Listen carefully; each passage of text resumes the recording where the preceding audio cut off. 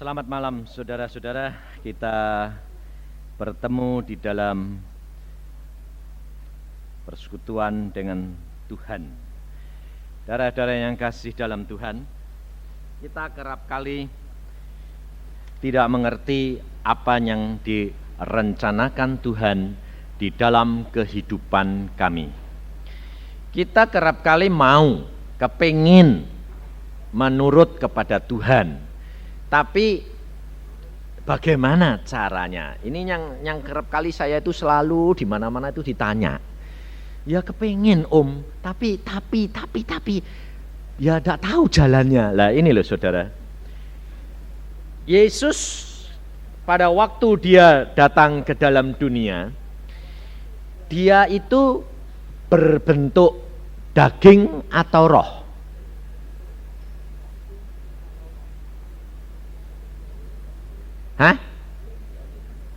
Yesus pada waktu dia turun ke dalam dunia, menjelma jadi manusia, berbentuk daging atau roh? Daging. Percaya? Nah, kalau daging, bedanya sama saudara apa?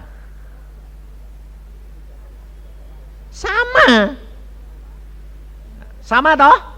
Jadi apa yang dilakukan Yesus, saudara bisa lakukan enggak? Bisa. Nah sekarang saya tanya, sekarang Yesus itu daging apa roh? Nah, tak ngerti? Loh kalau kamu tidak ngerti lah kapan jadinya? Sekarang ini Tuhan Yesus di mana? Ini ibu bilang dalam hati. Yang di dalam hati itu Roh Al Kudus, rohnya Yesus. Sebab Yesus duduk di sebelah kanan Allah Bapa. Nah sekarang saya tanya, dia daging apa roh? Roh. Nah iya, makanya itu malam ini belajar. Ya, kamu semua bilang roh toh? Ya, sekarang saya ajak buka, terus nanti jawab sendiri loh ya. Ayo buka di dalam Lukas pasal yang ke-24. Ayo semua bawa Alkitab enggak? Yang enggak bawa dengerin. Lukas 24 ayat 38-39 dulu ya. Saya baca. Akan tetapi Yesus berkata kepada mereka, atau dibaca dari 36 saja, jadi yang enggak baca Alkitab itu jadi tahu lu kok ada ngomongan gitu tuh dari mana ya. Dan sementara mereka bercakap-cakap tentang hal-hal itu, Yesus tiba-tiba berdiri di tengah-tengah mereka dan berkata kepada mereka, damai sejahtera bagi kamu. Mereka terkejut dan takut dan menyangka bahwa mereka melihat hantu. Hantu itu roh atau daging? Roh, ya toh? Bukan Tuhan, hantu. Akan tetapi Yesus berkata kepada mereka, mengapa kamu terkejut dan apa sebabnya timbul keraguan-raguan di dalam hati kamu? Lihatlah tanganku dan kakiku, aku sendirilah ini. Rabalah aku dan lihatlah, karena hantu roh tidak ada daging dan tulangnya seperti yang kamu lihat ada padaku. Jadi Tuhan Yesus pada waktu dia bangkit dari antara orang mati, dia berdaging bertulang atau roh? Berdaging bertulang. Yesus sudah bangkit, dia pakai daging dan tulang. Pada waktu dia berkati murid-muridnya di atas bukit, lalu terangkat ke surga, dagingnya ikut enggak sama tulangnya? Ikut. Lalu dia naik ke surga, duduk di sebelah kanan Bapak. Saya sekarang tanya, Yesus berdaging bertulang enggak atau roh?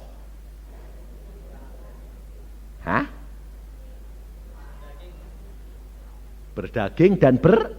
tulang. Karena kamu bilang roh-roh terus, tidak pernah ketemu Yesus. Karena roh tidak bisa dilihat, betul toh? Tetapi Yesus Allah kita berdaging dan bisa dilihat, bisa diraba, bisa. Ngerti?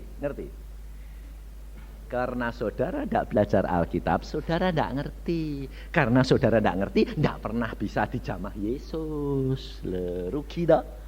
Rugi makanya. Saya pada waktu membaca begini, Tuhan, Engkau itu berdaging bertulang, tidak baca. Pada waktu aku bangkit dari antara orang mati, aku tetap pakai daging dan tulang. Sekarang aku duduk di sebelah kanan Allah Bapa, aku tetap punya daging dan tulang. Yang ada turun ke dalam dunia ini, masuk di dalam diri kita, siapa? Roh Kudus yang diutus dari Bapa. Ngerti? Jadi kalau saya bersaksi kadang-kadang ditanya gini, bukankah ada ayat yang berkata, tidak ada seorang pun yang dapat melihat Allah? Betul, saya bilang. Lah kenapa Pak Yusak bisa ketemu Tuhan Yesus? Kamu ini bagaimana? Yang tidak bisa dilihat adalah Allah Bapa, karena Allah Bapa adalah roh. Tetapi Allah Anak, Yesus Kristus bisa dilihat, bisa dijamah, bisa sayang. Jadi saudara tidak tahu, jadi rugi dah. Iya, makanya itu saya berkata sama Tuhan begini, Tuhan, Engkau kan berdaging dan bertulang, aku berdaging bertulang. Engkau berkata, jamahlah aku, rabalah aku, ini aku sendiri. Kalau begitu, kalau Engkau mau turun, mau jamah saya, mau nyayang saya, bisa dong Tuhan. Tuhan bilang, aku mau. Dan dia praktekin, dia sayang saya. Lah. Karena saudara tidak tahu, saudara tidak pernah disayang-sayang. Karena saudara tidak kenal sama dia. Karena apa? Tidak ngerti. Ada apa patah bilang loh, kalau tidak kenal, tidak sayang. Pantesan kamu tidak sayang, tidak kenal. Maka dari itu saudara harus belajar firman Tuhan. Yesus datang ke dalam dunia ini perlunya apa? Dia menjelma menjadi manusia, dia berdaging dan bertulang supaya saudara dapat melihat, dapat meraba, dapat bercakap-cakap, dan dia dapat memberi contoh kepada saudara bagaimana harusnya hidup sebagai anak-anak Allah yang dikasihi Bapa. Tapi kerap kali kita senang belajar kepada manusia, bukan kepada Allah. Sebabnya apa? Sebabnya Yesus itu 2000 tahun yang lalu. Jadi orang-orang pada belajarnya sama hamba Tuhan. Lihat hamba Tuhan, wah disanjung-sanjung, lalu jatuh.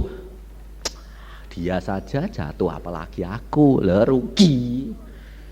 Jangan ngukur dirimu dengan hamba Tuhan, belum tentu. Biarpun sekarang engkau menjadi anak-anak Tuhan yang kelihatannya tidak nonjol, belum tentu kalah sama hamba Tuhan. Saudara tahu, saya sendiri pada waktu muda, saya banyak diem. Saya banyak ngajar sekolah minggu dan ketua pemuda, tapi saya belajar banyak firman Tuhan. Tidak nyadari, tidak nyangka kalau saya sekarang bisa jadi hamba Tuhan penuh begini. Karena apa? Karena saya nakalnya luar biasa. Jadi kalau saya lihat anak-anak muda gitu, saya berkata belum tentu orang kayak gitu tidak dipilih Tuhan. Malah yang bodolan itu loh yang dipilih-pilih Tuhan. Kalau yang alim enggak. Karena apa? Lah sudah alim, Tuhan berkata, aku datang cari orang yang berdosa. Orang benar tidak usah dicari-cari. Contohnya, anakmu yang nakal selalu dapat perhatian banyak enggak? Tapi dapat geblekan banyak enggak? Nah sekarang kamu lalu bilang, supaya disayang Tuhan nakal aja ya. Digebleki terus menerus. Jangan enak-enak. Tapi kalau kamu mau nurut firman Tuhan dan melakukannya, engkau akan melihat perkara-perkara besar yang Allah lakukan. Sebab apa? Sebab Yesus mau mengajar saudara apa? Merubah cara hidup saudara. Kita dari kecil sudah dididik untuk hidup di dalam daging. Dan pikiran ini, jiwa kita ini yang menjadi perantara antara roh, jiwa, dan daging. Jadi pikiran ini, jiwa ini selalu di tengah-tengah. Tetapi sudah menjadi kebiasaan dari kecil, kita hidup bukan dari roh, tetapi dari jiwa dan daging. Ini sudah menjadi mendarah daging. Ada kata-kata toh? Sifat dan perangai keburukan kita itu sudah mendarah daging. Jiwa itu letaknya di mana? Di darah. Jadi sudah mendarah, sudah di jiwa dan di daging. Belum tentu di roh. Maka sekarang Yesus turun ke dalam dunia menjelma menjadi manusia, mengajar saudara bagaimana kamu hidup di dalam roh. Makanya kita kerap kali tidak bisa melihat perkara-perkara rohani, karena firman Tuhan berkata di dalam Yohanes pasal yang ketiga, Yohanes pasal 3 berkata begini, pada waktu Tuhan Yesus bertemu dengan Nikodemus, seorang guru bangsa Israel, ayat pertama mulai, adalah seorang Farisi yang bernama Nikodemus, seorang pemimpin agama Yahudi. Ia datang pada waktu malam kepada Yesus dan berkata, Rabi, kami tahu bahwa engkau datang sebagai guru yang diutus Allah, sebab tidak ada seorang pun yang dapat mengadakan tanda-tanda yang engkau adakan itu jika Allah tidak menyertainya. Yesus menjawab katanya, aku berkata kepadamu, sesungguhnya jika seorang tidak dilahirkan kembali, ia tidak dapat melihat kerajaan Allah. Kata Nikodemus kepadanya, bagaimana mungkin seorang dilahirkan lagi kalau ia sudah tua? Dapatkah ia masuk kembali ke dalam rahim ibunya dan dilahirkan lagi? Jawab Yesus, aku berkata kepadamu, sesungguhnya jika seorang tidak dilahirkan dari air dan roh, ia tidak dapat masuk ke dalam kerajaan Allah. Apa yang dilahirkan dari daging adalah daging, dan apa yang dilahirkan dari roh adalah roh. Janganlah engkau heran, karena aku berkata kepadamu, kamu harus dilahirkan kembali. Jadi Yesus datang ke dalam dunia saudara untuk apa? Untuk mengajar, untuk memberikan contoh, untuk membawa saudara supaya berubah dari kelahiran daging menjadi kelahiran roh. Kalau engkau mau menikmati hidup yang penuh berkemenangan di dalam dunia ini seperti Yesus, kau harus dilahirkan kembali oleh air dan roh.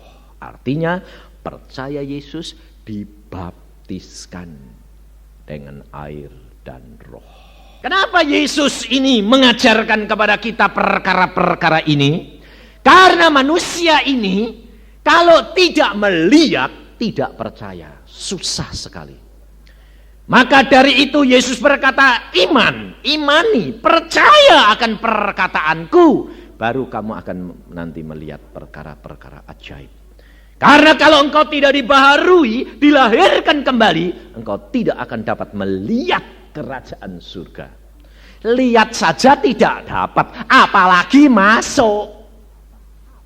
Lihat saja tidak bisa. Nah, contohnya sekarang, saudara sudah lihat mamanya Firdaus surga, sudah lihat? Belum toh? Wah, enggak lihat tuh Pak Yusa. Lah iya. Kenapa? Karena engkau hidup di dalam daging. Yesus berkata, yang dilahirkan dari daging tetap daging. Tetapi yang dilahirkan dari roh, dia akan mengalami perubahan. Maka Tuhan berkata kepada Nikodemus, seorang guru bangsa Israel, kamu harus dilahirkan. Tanpa dilahirkan kamu tidak akan lihat kerajaan surga. Tapi Nikodemus, guru orang Israel, ahli Alkitab Taurat, tidak mengerti apa yang dimaksudkan Tuhan. Karena apa? Karena Yesus berkata-kata perkara roh. Dan pada zamannya Nikodemus, Roh Kudus belum turun, saudara. Tapi zaman sekarang ini Roh Kudus sudah diturunkan untuk saudara dan saya, sehingga kita bisa menikmati. Kalau saudara tidak percaya dan tidak mau ngalami, saudara akan rugi. Pada satu saat, teman saya, pada waktu persekutuan di rumah saya, seorang hamba Tuhan ini mati di tempat persekutuan. Sedang muji-muji Tuhan. Haleluya, dia nyembah, dia muji-muji Tuhan. Mati. Sebabnya apa? Saya ini sedang khotbah pada waktu itu. Khotbah saja saya rada aneh. Saya heran. Tuhan, ini saya khotbahkannya kok aneh. Sampai ke satu khotbah mengatakan, saya berkata gini, saya melihat ada seorang yang gemuk naik ke atas gunung dan dia tidak kuat. Dan akhirnya Tuhan datang membawa dia naik. Pada waktu itu teman saya ini memang gendut. Tahu-tahu mati. Saya langsung gitu, saya lihat, waduh, ini temanku. Langsung, waduh, saya angkat masuk ke kamar. Saudara tahu, sudah gelap, mati. Padahal istrinya sih di rumah. Bayangin paniknya bagaimana kalau kita memberitahu istrinya. Lah saya ini kan bingung gini, stop khotbah saya masuk kamar, saya lihat, aduh, mati. Lalu teman-teman bilang, Pak Yusah mati. Semua keluar, beberapa orang yang di sini saja datang di sini berdoa. Saya mau minta kepada Tuhan dia hidup sebentar supaya istrinya tahu dia masih hidup. Kalau enggak repot ini. Lalu lihat toh, tahu-tahu pergi persekutuan pulang mayat. Bayangin, enggak pusing saya. Akhirnya saya berdoa, saya bilang, Tuhan, tolong si Tuhan. Itu temanku itu namanya saya sebut itu, suruh balik sebentar si Tuhan. Untuk supaya istrinya bisa ketemu. Napas lagi. Napas, wah puji Tuhan. Napas ya. Terus saya bilang, istrinya cepat panggil. Tahu gitu, tapi tetap tidak sadar. Akhirnya ditunggu, tengah malam meninggal. Istrinya histeri, nangis luar biasa. Tidak mau makan, tidak mau minum dua hari. Satu saat Tuhan bilang sama saya di rumah, saya sedih sekali. Saya bilang sama istri saya, yuk kita ke sana berdoa. Saya berdoa. Istrinya histeri terus. Akhirnya saya bilang, Tuhan, Engkau tahu hatiku, aku tidak tahan lihat istrinya seperti ini, Tuhan. Saya berdoa gini, Tuhan, aku minta satu perkara, kemurahan-Mu. Tolong istri ini melihat suaminya sebentar. Waktu kita berdoa, istrinya berhenti daripada nangis.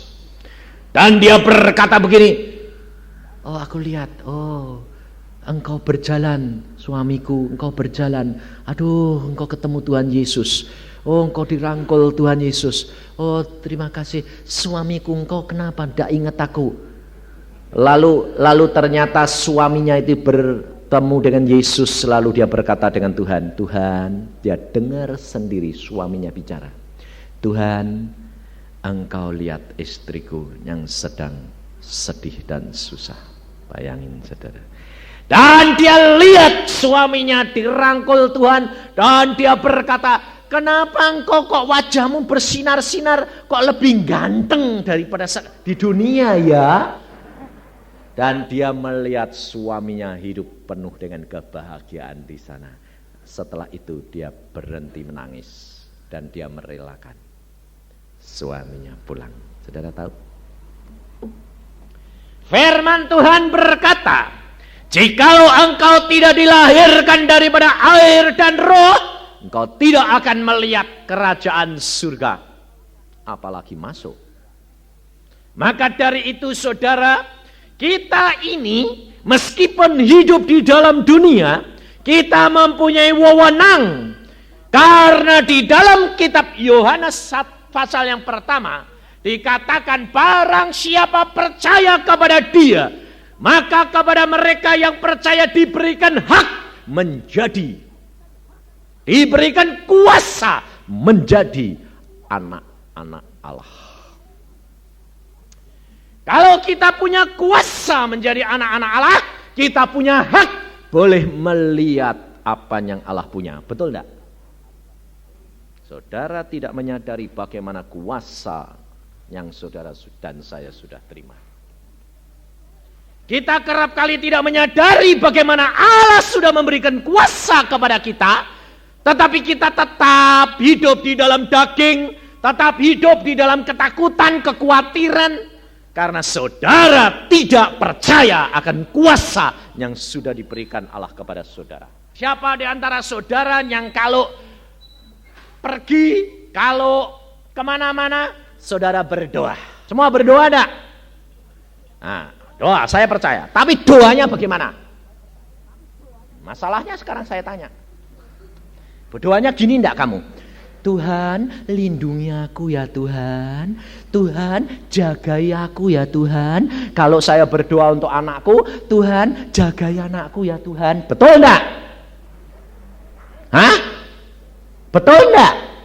Betul. Itu apa enggak ngacungi Tuhan? Kurang ajar kamu.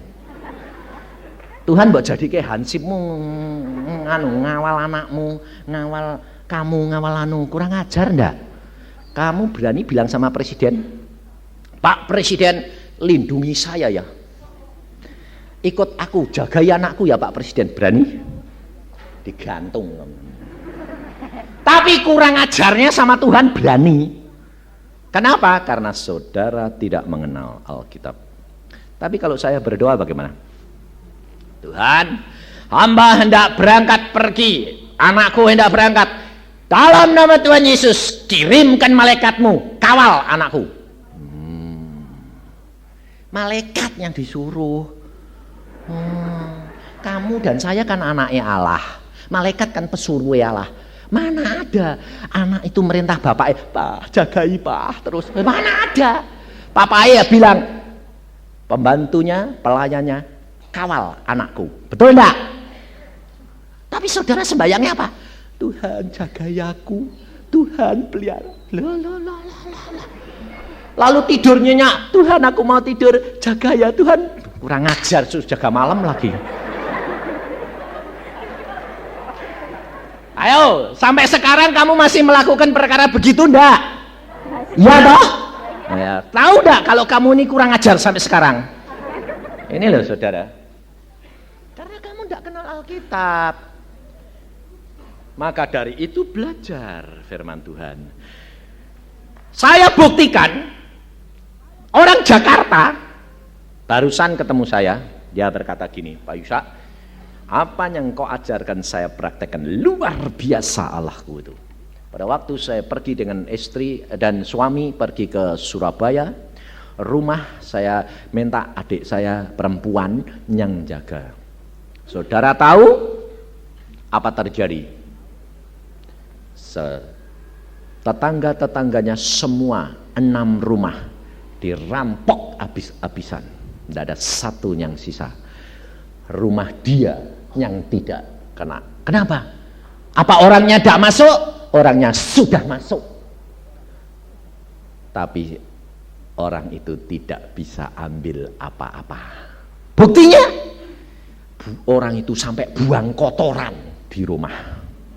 Nah, adik perempuannya kaget, oh ada orang, tapi tidak berani keluar karena ada orang ngasih kode supaya dibongkar mobilnya supaya diambilin semua. Tidak ada satu barang yang dapat diambil. Karena dia pada waktu berdoa bagaimana? Tuhan, aku mau pergi jalan-jalan, dan hamba minta dalam nama Tuhan Yesus, kirim malaikatmu, jagai rumahku. Nah, seperti zamannya Lot, pencuri itu masuk, tapi cari kamar tidak ketemu. Pintu kamar itu tidak dikunci, tidak bisa masuk dia. Saudara tahu? Karena engkau tidak mau ngalami. Lalu kalau dengar gini, mosok iya lah. Praktekkan. Dan jangan engkau kira tetangga-tetangganya itu dirampok itu toh. Tidak. Sampai akuarium, lemari es digotong semua. Ngerampoknya itu bawa truk, itu mindahi barangnya orang, kurang ajar itu. Dan tetangganya tanya, kenapa rumahmu tidak? Apa sudah masuk? Masuk. Ini buktinya kotoran-kotoran di sini. Kenapa tidak sambil apa-apa? Kamu punya jimat apa? Yesus yang maha kuasa. Saudara tahu, hidup kekristenan adalah hidup pengalaman pribadi, mempraktekkan firman daripada Tuhan, saudara.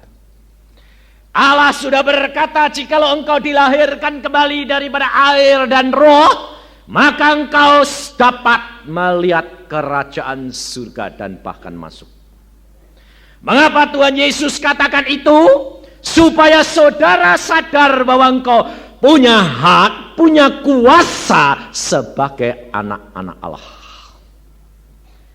Kau dapat mengatasi perkara-perkara jasmani. Tetapi kalau roh yang ada di dalam kamu itu, kamu sadari siapa dia sebenarnya. Mengapa Tuhan Yesus pada waktu dia naik ke surga, dia berkata, aku akan kirim kepadamu Roh Al-Kudus. Dan dia akan datang dan dia akan tinggal di dalam kamu, dan kamu akan mengenal dia. Dunia tidak kenal, tapi engkau kenal. Tetapi bagaimana cara mengenalnya? Alkitab berkata, Yesus Tuhan sendiri berkata, Roh Al-Kudus akan memberitahukan kepadamu apa yang akan terjadi, dan dia akan memimpin kamu dalam seluruh kebenaran, dan dia akan mengingatkan kamu apa yang aku telah katakan kepadamu. Jadi Alkitab ini, perkataan-perkataan Tuhan Yesus harus dibaca berkali-kali, masuk ke dalam-dalam, dan nanti Roh Al-Kudus berbicara melalui mengingatkan firman yang Allah Yesus sudah pernah katakan. Salah satu cara Tuhan berbicara yang paling sederhana adalah ini. Membaca firman, melalui firman, firman akan diungkapkan kembali oleh Roh Al-Kudus. Tetapi kerap kali saudara mau kepengennya apa? Mbok dapat dengar suara langsung gitu sih Tuhan, kepengen gitu loh. Kalau Roh Al-Kudus berbicara langsung, sebetulnya yang bicara itu adalah Tuhan Yesus pribadi. Sebab ini pendengaran manusia. Dan yang bicara, yang bisa didengar ialah manusia. Lah Allah yang menjelma jadi manusia itu siapa? Yesus. Dan apabila engkau mendengar, itu hanya kalau urgen sekali. Engkau sudah tidak ada waktu untuk mikir, supaya cepat bertindak, lakukan. Karena keadaanmu dalam keadaan yang gawat luar biasa. Baru Tuhan berbicara langsung. Tetapi kalau Tuhan bicara langsung, engkau harus berani bayar harganya. Taat dan setia. Kalau kau tidak membayar harganya, kau akan dituntut. Sebab yang diberi banyak, dituntut banyak. Bayangin, saya dengar suara dia langsung, itu beberapa. Pada waktu anak saya yang pertama dituntut Tuhan, kedua, anak saya yang kedua dituntut Tuhan, Yang pertama itu adalah pribadi saya. Dengar jelas. Pada waktu saya sedang tidur jam 2 sendirian di Jogja, saya dengar seperti Samuel dipanggil Allah. Nama saya diundang persis kayak Samuel. Nama saya panggil, saya bilang siapa yang manggil-manggil tengah malam begini. Saya keluar, sepi, tidak ada orang. Kira-kira saudara jadi bulu kuduknya berdiri tidak? Loh, terus terang. Kalau kamu bilang, aku kepengen Tuhan, dengar gitu, dipanggil, Yusa, siapa tuh? Orang tidak ada apa-apa, tidak merinding. Kalau sudah takut, malah nyumput di bawah selimut, tidak? Ini loh saudara, waktu saya dipanggil, saya keluar, saya lihat tidak ada orang, saya masuk lagi. Panggil lagi. Setelah dipanggil kedua, Roh Al-Kudus mengingatkan, Samuel dipanggil Allah. Kaget saya. Oh ya, saya berdoa, Tuhan, kalau ini Engkau, hamba mendengar. Dia berbicara langsung. Pilih sekarang ini, tetapkan istrimu atau anakmu yang harus pulang. Bayangin saudara. Ayo, kalau kamu dihadapi gitu milih mana? Bingung toh? Saya bilang, Tuhan, kalau aku milih anak, istriku mati, anakku barusan setahun, suruh ngurusi anak setahun, repot. Cari baru gampang, tapi apa bisa mau sayang sama anakku? Enggak. Kalau saya milih ibunya, bikin lagi bisa. Jadi saya pikir lebih baik bikin lagi, pilih ibunya. Tapi apakah istri saya bisa menerima? Susah. Lalu saya bilang gini, Tuhan, aku tidak mau milih kok. Udah pilihin lah. Mau ambil dua-dua ya biar, ambil satu ya biar, pilihin. Berani? Konsekuen? Setelah aku berkata begitu, apa kata Tuhan Yesus? Tunggu waktunya, apabila tiba, engkau akan tahu. Terima kasih, aku tahu engkau akan melakukan yang terbaik. Aku rela, amin, tidur. Tidak pikiran, tidak. Saudara bisa? Berani? Tidak mikir terus, lalu tidak. Saya orangnya tidak. Saya kalau sudah kenal siapa Tuhan saya. Dan pada waktu itu mau kejadian bagaimana? Saya pulang ke Semarang, waktu kebaktian Tuhan bicara lagi. Yusa, kasih tahu istrimu, aku segera akan lakukan. Pulang saya bilang, waduh Kiat, ada yang sesuatu yang harus terjadi. Apa?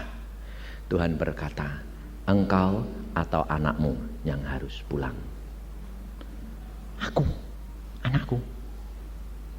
Kenapa? Aku dulu pernah janji. Pada waktu saya pacaran dengan engkau, dan pada waktu itu engkau sakit di rumah sakit dan sudah mati, betul toh? Kamu pernah mati toh? Ya. Itu aku sudah dikasih tahu Tuhan. Pacarmu, kekasihmu pulang. Aku janji. Saya berdoa kepada Tuhan, Tuhan, jangan diambil sekarang. Nanti saja kalau aku sudah pernah kawin, sudah ngalami punya anak, ambilin. Sebab nanti kalau aku jadi hamba Tuhan, belum pernah kawin, belum punya anak, tak tahu rasanya jadi bapak itu kayak apa. No. Jadi saya pernah janji. Dan Tuhan berkata, baik, aku tambah umur kekasihmu, tapi satu saat engkau harus bayar. Baik. Saya konsekuen. Sekarang anak saya umur setahun ditagih. Jadi jangan hati-hati loh, jangan nasar, jangan janji-janji. Kalau janji-janji tidak digenapi, gepeng nanti kamu. Sebab Allah kita tidak pernah lupa. Dan ini pengalaman saya. Dan akhirnya istri saya menangis luar biasa. Saya berkata, tidak usah nangis, percuma. Genapi, ucapkan syukur kalau harus pulang-pulang. Allah sanggup lakukan segala perkara. Seminggu kemudian terjadi, anak saya yang harus pulang. Dia pingsan, tidak mau makan, lalu dikasih semangka sama pembantunya, pingsan. 2 jam sudah biru semua, panggil dokter, ditolong, dokter bilang, sudah angkat tangan, kita serahkan saja. Pada waktu napasnya sudah di sini, mau orang kalau mau mati kan gitu, sudah pernah orang mau mati? Lihat, belum, oh belum. Jadi kalau orang mau mati itu di sini napasnya, tinggal di sini, gitu. Waktu istri saya lihat, dia berkata, dia masuk ke kamar, dia berkata, Tuhan, aku serahkan anakku dalam tangan-Mu. Ibu saya, ayah saya, saudara istri saya sudah datang semua, diberitahukan anaknya Yusa meninggal dunia. Serahkan, Tuhan, aku persembahkan anakku. Apa yang terjadi? Pada waktu dia berkata, Tuhan, aku serahkan anakku, bangkit anaknya. Teriak, mama, bangkit. Sampai orang semua kaget, hah? Hidup? Dia lari dari kamar sebelah, dia berkata, Nek, bangun, Allahku yang mengembalikan engkau dalam pangkuanku. Saya di Jogja sudah ditelegram, anak keadaan gawat, segera pulang. Ayo, saya tanya, kira-kira kalau bapak-bapak dengar gitu langsung ngiprit pulang enggak? Hah? Pulang. Saya enggak. Kan bapak kurang ajar toh? Enggak kurang ajar. Saya terima begitu, saya masuk kamar. Terima telegram, saya masuk kamar. Saya berdoanya bagaimana? Apakah lalu bilang, Tuhan kasihani anakku dong? Gitu, enggak. Saya berdoa, Tuhan, hamba-Mu menghadap kepadamu, baca telegram ini. Loh, telegramnya itu tak angkat, baca. Loh, saya tuh kalau hidup dengan Tuhan itu nyata. Setelah saya tunggu kira-kira Tuhan sudah baca, loh, ketawa. Ini praktek. Kamu ndak praktek rugi gue. Langsung saya berkata begini, Tuhan silahkan baca. Setelah saya tunggu sebentar, apa yang saya tanya? Mati? Engkau bawa pulang sekarang? Tuhan, bagaimana rencanamu? Silahkan. Tuhan berkata apa? Aku beri kembalikan kepadamu karena istrimu sudah menyerahkan semua dalam tanganku. Apa terjadi? Bangun. Apakah saya pulang? Saya bilang, terima kasih Tuhan. Setelah ujian ini, hari ini selesai, lusa saya baru pulang. Aku tidak pulang sekarang karena aku tahu anakku sudah hidup kembali.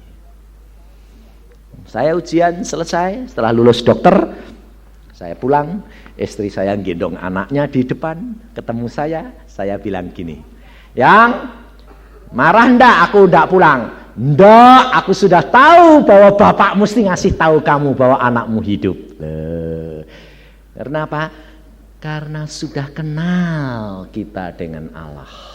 Segala sesuatu diberitahukan apa yang akan terjadi. Percaya enggak?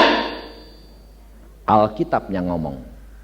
Yohanes 16 ayat 13. Saya akan bacakan supaya saudara tahu bahwa Allah kita itu adalah Allah yang luar biasa. Tapi saudara rugi karena saudara tidak kenal dia.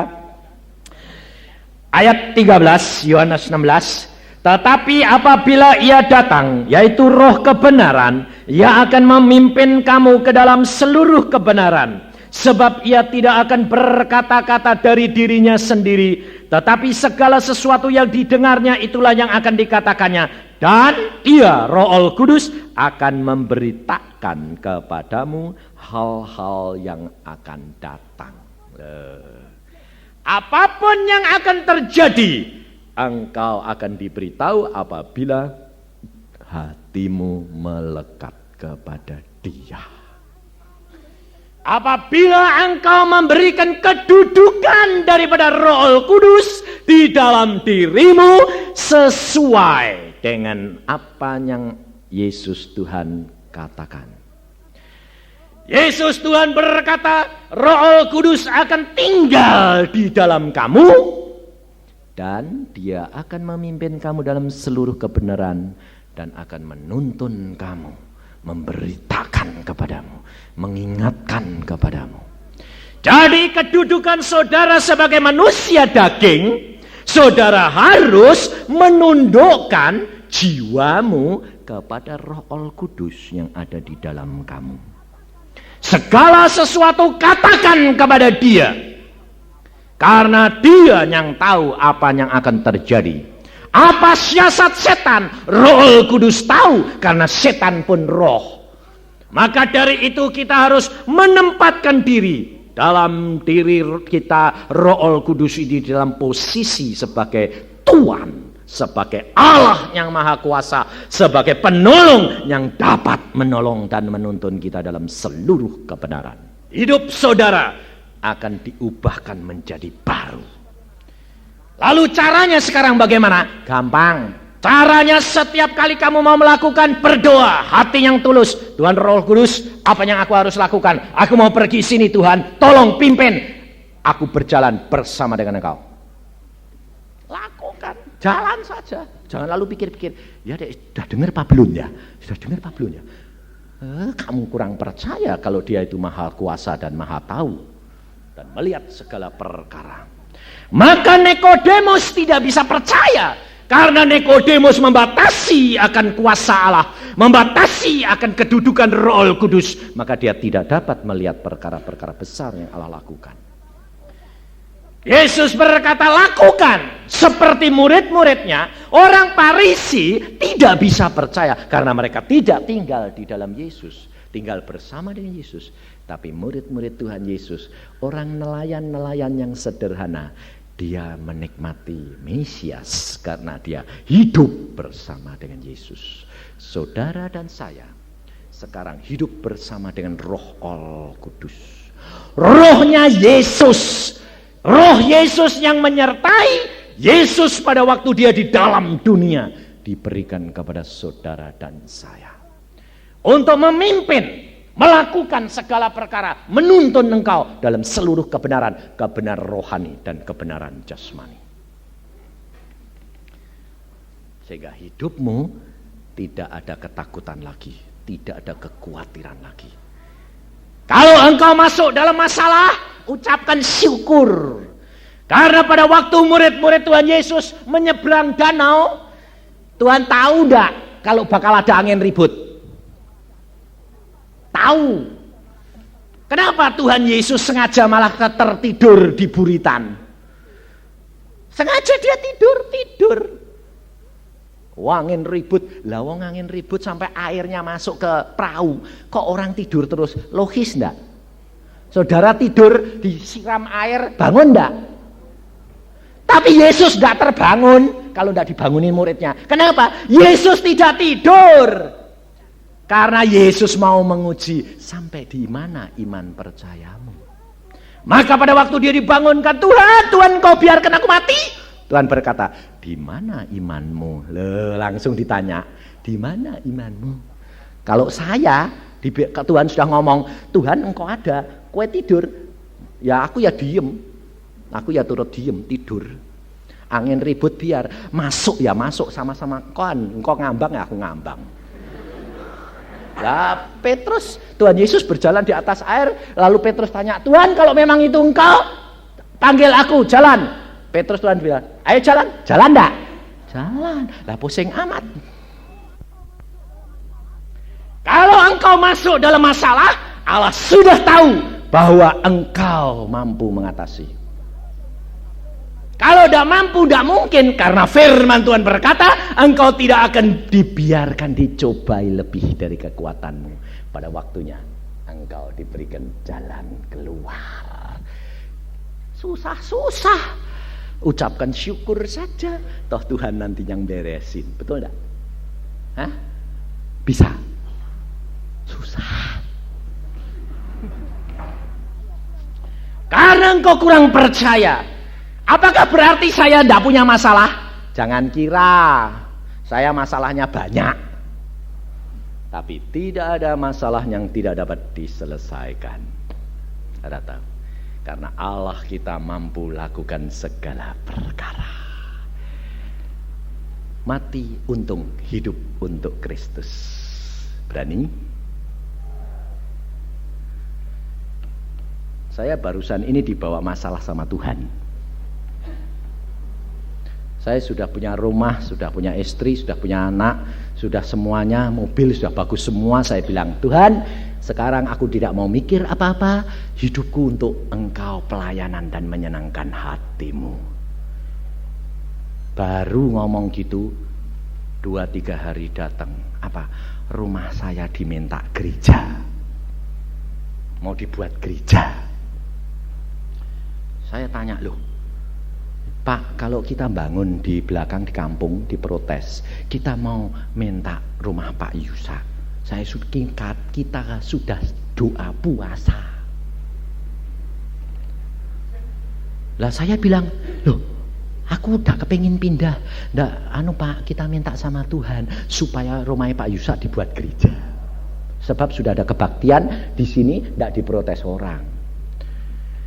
Saya sembahyang, Tuhan, ini rumahku ini bagaimana diminta gereja. Tuhan ngomongnya bagaimana? Sudah waktunya kamu pindah Yusa loh. Malah suruh pindah. Lah saya bilang, pindah kemana Tuhan? Jangan jauh-jauh di sekitar sini saja. Lah uangnya tidak cukup Tuhan. Dibeli cuma 50 juta, dibuat beli tanah sama pagar sudah habis. Lah rumahnya mana? Kau percaya ndak kalau aku sanggup lakukan segala perkara? Ya percaya. Ya sudah, pindah. Kira-kira kalau saudara berani pindah ndak? Loh kalau kita punya simpanan banyak gitu ya sepele, betul lah. Simpanan ndak ada. Sampai anak saya bilang gini, ndak apa-apa toh Pak, kalau Tuhan sudah suruh pindah-pindah. Kalau belum dikasih duit, beli terpal, bikin tenda. Kalau orang lain tanya, Yusa, kenapa rumahmu di mana? Sedang petualangan.